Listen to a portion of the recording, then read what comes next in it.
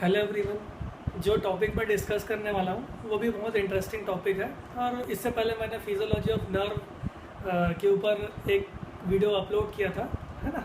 तो ये भी बहुत ही इंटरेस्टिंग टॉपिक है और उससे वैसा ही कुछ है। जो टॉपिक हम पढ़ने वाले हैं वो है physiological anatomy of skeletal muscle, है ना। हम मसल्स के स्ट्रक्चर्स को या सेलुलर लेवल पे स्ट्रक्चर को देखने की कोशिश करेंगे, ठीक है।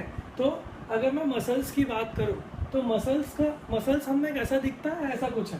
जैसे कि मैं कहीं से भी मतलब मसल्स से अगर मानते हो कोई ऑर्गन में, अगर हम इसको एक ऑर्गन मानते हैं तो मसल्स के बहुत सारे अंदर पे कोई स्ट्रक्चर्स है, वो ऐसा कुछ दिखता है। अगर मैं उस मसल्स को निकाल दूँ और उस मसल्स मैं बता सकता हूँ कि मसल्स में बहुत सारे बंडल्स होते हैं, एक दूसरे के बंडल्स के ऊपर ऊपर ऊपर ऊपर वो मसल्स अरेंज हुए रहते हैं, ठीक है। उस एक बंडल को मैं निकाल दूँ, है ना, उसको अपन लोग बोलेंगे मसल फेसिकुलस। क्या बोलेंगे? अगर मैं मसल्स से उस एक तार को निकाल दूँ या उस बंडल को निकाल दूँ तो उसको मैं क्या बोलूँगा? मसल फेसिकुलस, ठीक है। अब इस मसल फेसिकुलस के अंदर बहुत सारे और बंडल्स होते हैं, ठीक है। तो जो आउटर कवरिंग हो गया, आउटर कवरिंग को अपन क्या बोलते हैं? एपीमाइसिन।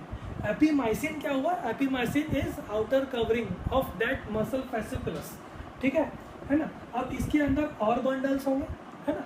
इसके अंदर जो और बंडल्स होंगे उनकी कवरिंग को अपन लोग बोलेंगे पेरीमाइसियम।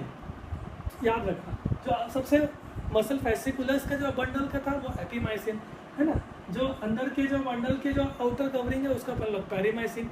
उसके इस पेरीमाइसिन के बंडल्स के अंदर भी और बंडल्स होते हैं जो वाकई में एग्जैक्ट मसल सेल्स या एग्जैक्ट मसल्स फाइबर कहलाते हैं, ठीक है। जो मैं एग्जैक्ट मसल सेल्स की बात करूं तो ये एग्जैक्ट मसल सेल्स एक फेसिकुलस के अंदर पे बंडल्स, उस बंडल्स के अंदर भी बहुत सारे जो बंडल बने हुए रहेंगे वो आपके एग्जैक्ट मसल फाइबर सेल्स कहलाएंगे या फिर मसल सेल्स बनेंगे। अगर मैं इसको थोड़ा सा और जूम करूं तो ये किससे मिलके बने हुए रहते हैं? ये आपके फिलामेंट्स से मिलके बने रहते हैं। इस कारण से इस फिलामेंट्स आप समझने की कोशिश कर सकते हैं कि जो लंबे लंबे स्ट्रक्चर्स होते हैं ऐसे टाइप के, ठीक है, जो मैंने यहाँ पे बना के रखा हुआ है। तो इस फिलामेंट्स को अपन लोग क्या बोल रहे हैं? मायोफाइब्रिल्स या मायोफिलामेंट्स, ठीक है। इसमें होता है स्ट्रेशन पैटर्न। स्ट्रेशन पैटर्न मतलब कुछ अल्टरनेट स्ट्रेशन पैटर्न को समझने के लिए हम बात कर सकते हैं कि मैंने एक फिलामेंट लिया, इसमें कोई हमको डार्क स्ट्रक्चर दिखेंगे, है ना।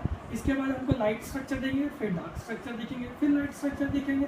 ऐसा अल्टरनेट डार्क और लाइट बैंड्स के हमको अल्टरनेट स्ट्रक्चर बोलेंगे। इस कारण से यही चीज़ ये स्केलेटल मसल्स को स्ट्रेटेड पैटर्न देता है। स्ट्रेटेड पैटर्न की बात करूँ तो वही बोल रहे हैं कि अल्टरनेट डार्क लाइट का अरेंजमेंट को अपन लोग क्या बोलेंगे? स्ट्रेशन पैटर्न। अब मैं क्या किया कि इस स्ट्रेशन पैटर्न को और इस दोनों को निकाला और मैंने इसको थोड़ा बड़ा कर दिया। तो जो आप देख सकते हैं जो वाकई में, है ना, तो अगर मैं इसको लेवल करने की कोशिश करूँ तो ये हमारा लाइट बैंड कहलाएगा, है ना, और ये वाला हमारा डार्क बैंड कहलाएगा, ठीक है। तो ये एक दूसरे के ऊपर बढ़िया से अरेंज होते हैं। तो कैसे अरेंज होते हैं? तो जो लाइट बैंड होता है वो बिल्कुल ही थिन फिलामेंट्स के होते हैं, है ना। तो जो लाइट बैंड है उसको अपन लोग क्या बोलते हैं? Thin filament. और डार्क बैंड्स की बात करूं, है ना, डार्क बैंड्स वो कैसे होते हैं? आपको दिख रहा होगा डायग्राम में कि वो थोड़े से थिक फिलामेंट्स के होते हैं,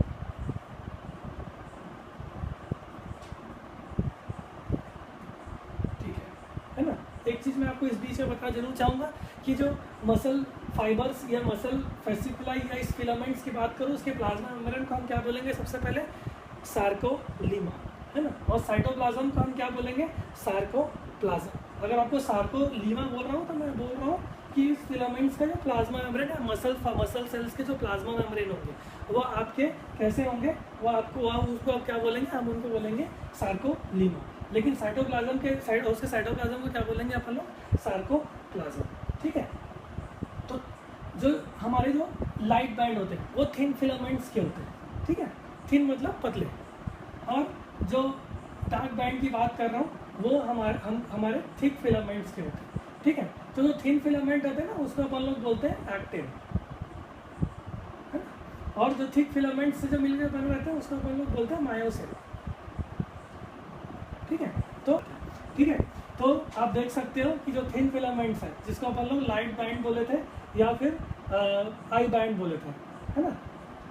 और जो थिक फिलामेंट है वो मायोसिन फिलामेंट से मिलकर बना रहेगा, और वो मायोसिन फिलामेंट जो है वो मायोसिन से मिलकर बना हुआ रहेगा। तो आप देख सकते हो कि जो थिक फिलामेंट है वो थिन फिलामेंट के ऊपर ओवरलैप कर रहा है, ठीक है। तो मैंने जो हिस्सा निकाला था इस मायोफाइब्रिल्स का, ठीक है, जिसमें लाइट बैंड ऑल्टरनेट थे, डार्क बैंड से, उसके बाद लाइट बैंड से।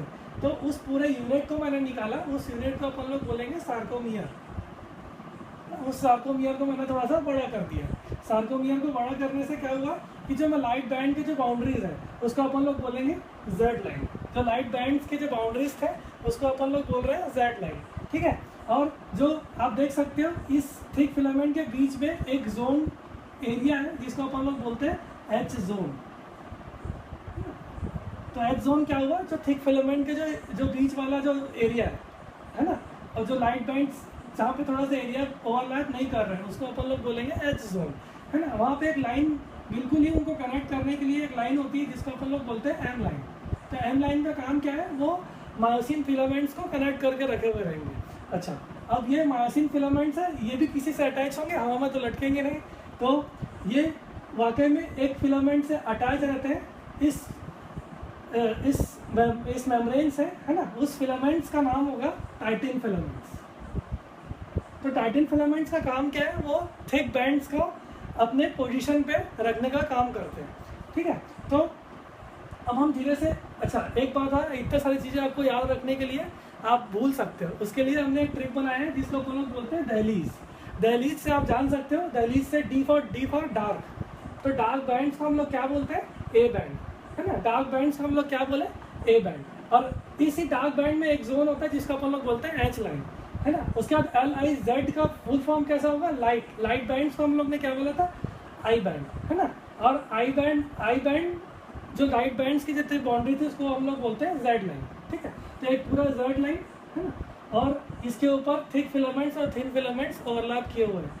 अब हम एक एक करके देखने की कोशिश करेंगे। जो थिन फिलामेंट्स है उनका डिटेल स्ट्रक्चर देखने की कोशिश करेंगे, और जो थिक फिलामेंट्स है उसका भी डिटेल स्ट्रक्चर देखने की कोशिश करेंगे। तो जो एक्टिन फिलामेंट होता है वो असली में इस प्रोटीन से मिलकर बना होता है जिसका अपन लोग बोलते हैं जी एक्टिन। ये जी एक्टिन एक दूसरे से अपने हेलिकल फॉर्म्स में रोल होते हैं। जैसे हेलिकल फॉर्म आप समझते होंगे कि जिस प्रकार से रस्सी एक दूसरे से ऐसे उलझे हुए रहते हैं, तो वो मिल करके एक एक्टिन फिलामेंट बोलते हैं। उस टोटल फिलामेंट्स को अपन लोग बोलते हैं एफ एक्टिन, ठीक है।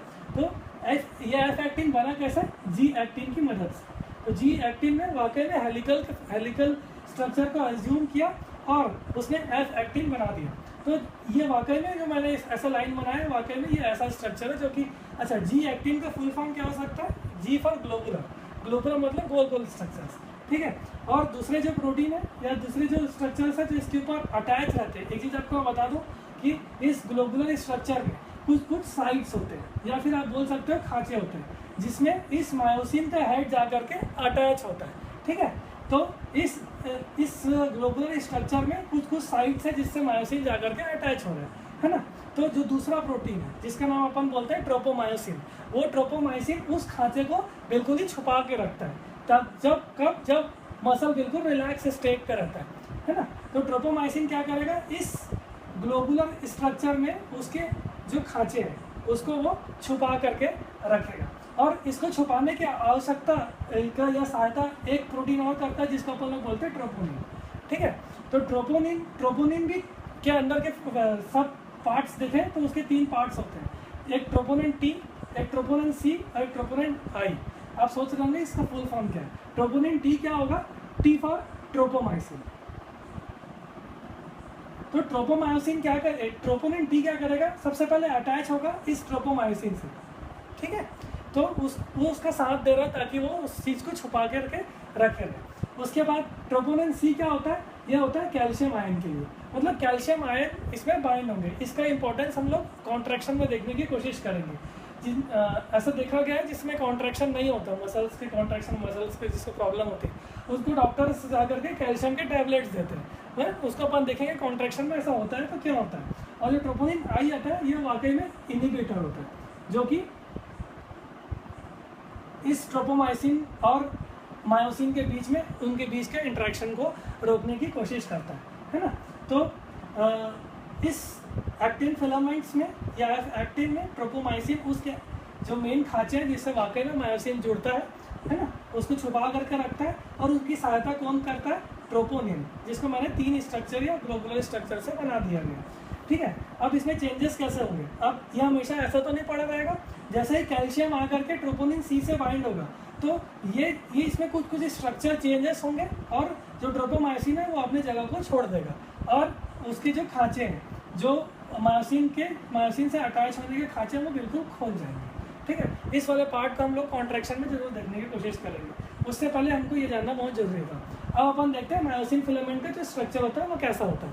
मायोसिन फिलामेंट्स की मैं बात करूँ तो वो 2 चेन से मिलकर बने हुए रहते हैं, जिसको अपन लोग बोलते हैं हैवी चेन या लाइट चेन। ठीक है, हैवी मतलब उसका मॉलिक्यूलर वेट बहुत ज़्यादा होगा इसके कंपैरिजन में लाइट चेन के अपेक्षा में। तो जो हैवी चेन जो है वो 2 lakhs उसका मॉलिक्यूलर वेट होता है और जो लाइट चेन होता है उसका 20,000 मॉलिक्यूलर वेट होता है।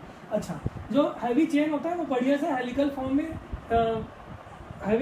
फॉर्म में इस मायोसिन फिलामेंट में बिल्कुल ही हेलिकल फॉर्म में रहते हैं। अच्छा, मायोसिन फिलामेंट बनेगा किससे? मायोसिन फिलामेंट मायोसिन से ही बनेगा। तो ये हेलिकल फॉर्म में बिल्कुल ही अरेंज रहते हैं। और तो ये जो हेलिकल वाला पार्ट आप देख सकते हैं इसको अपन लोग बोलते हैं टेल पार्ट। ठीक है, और जो आगे जा करके ये थोड़ा खुलते हैं और आपस में ही फोल्ड हो जाते हैं, है ना। इस कारण से इस फोल्डिंग को अपन लोग बोलते हैं बायलैटरल फोल्डिंग। ठीक है, इस वाले हिस्सा को अपन लोग बोलेंगे हेड पार्ट। किसका? मायोसिन फिलामेंट पे। ये हेड पार्ट ही वही चीज़ है जो जा करके इस एक्टिन फिलामेंट्स के खांचे में जा करके जोड़ता है। ठीक है, फिर क्या होता है? इस लाइट बाइंड से वो हेड पैड जाके जुड़ेगा और उसको खींचने की कोशिश करेगा, तब मसल जाके कॉन्ट्रैक्ट होगा। ठीक है, तो और इस हेड पार्ट में बढ़िया से लाइट चेन्स अरेंज होते हैं, है ना। तो इस प्रकार आपने देखा कि हमने एक्टिन फिलामेंट्स या मायोसिन फिलामेंट्स या फिर इसके पूरे एनाटॉमी ऑफ स्केलेटल मसल जो कि बेसिक चीज़ें हैं उसको हमने देख लिया। हम इसके आगे देखने की कोशिश करेंगे कि वाकई में मसल कैसे कॉन्ट्रैक्ट करता है ना। वो बिल्कुल इसी से जुड़ा रहेगा। अब इस वीडियो को बिल्कुल अच्छे से क्लियर देख लें, उसके बाद अपन आगे देखते हैं।